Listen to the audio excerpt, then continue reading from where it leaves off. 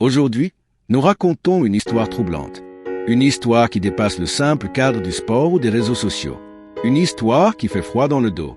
Samuel Eto'o, un nom qui a longtemps fait briller les yeux des Camerounais. Une légende du football. Mais aujourd'hui, c'est un autre visage de l'homme qui se dessine. Celui d'un président de la Fédération camerounaise de football qui semble de moins en moins cacher ses intentions et ses colères. Il y a quelque temps, il s'en prenait déjà publiquement au journaliste Thierry Ngongang. Une menace claire, postée sans filtre sur Facebook.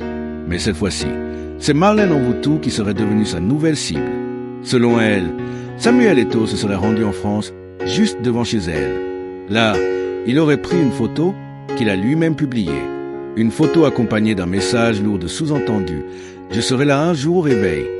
Dans cette image, Eto'o apparaît vêtu d'un long manteau rouge. Rouge comme le danger, rouge comme le sang. Sur sa tête, un chapeau qui rappelle celui des mafieux siciliens. Et cette pose, calme mais glaciale, devant la maison de Marlène Envoutou.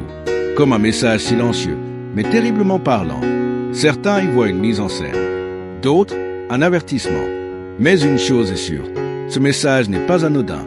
Il semble dire « Je suis là, je sais où tu habites, je reviendrai, je ne fais rien pour l'instant, mais un jour, au moment où tu t'y attendras le moins, je frapperai. » Pour beaucoup, cela ressemble à une menace à peine déguisée, une façon d'instaurer la peur, de faire taire, de contrôler. Et quand on sait que Samuel Eto'o fréquente des personnages controversés, comme certains escrocs bien connus ou des militaires impliqués dans des affaires sombres, cette menace prend un tout autre sens. Ce n'est plus seulement une querelle. Ce n'est plus un simple conflit de mots.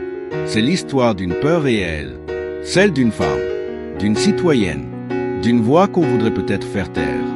Dans ce monde où les puissants pensent pouvoir tout se permettre, qui osera encore dire la vérité, si même les voix courageuses se sentent menacées?